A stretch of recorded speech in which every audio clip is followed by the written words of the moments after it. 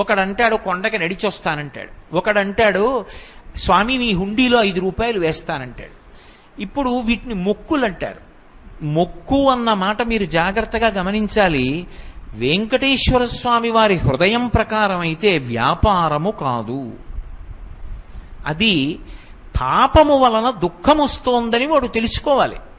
తెలుసుకుని పిలిచావు పరమేశ్వరుణ్ణి. ఆయన ఏం చేస్తాడు? నేను ఆదుకోకపోతే ఎవరు ఆదుకుంటారు లక్ష్మి? అందుకుని ఉంటాను ఈ కలియుగంలో వెంకటాచలం మీద. ఎవడు ఎక్కడ ఎంత మౌనంగా లోపల లోపల పిలిచినా నాకు వినపడుతుంది.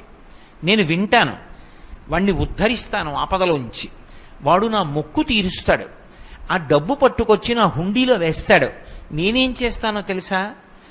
పరమధర్మాత్ముడు నన్ను చూడకుండా ఉండలేక, నాన్నగారిని చూడకుండా ఉండలేక వచ్చినటువంటి కొడుకులా, నన్ను చూడకుండా ఉండలేక వచ్చినటువంటి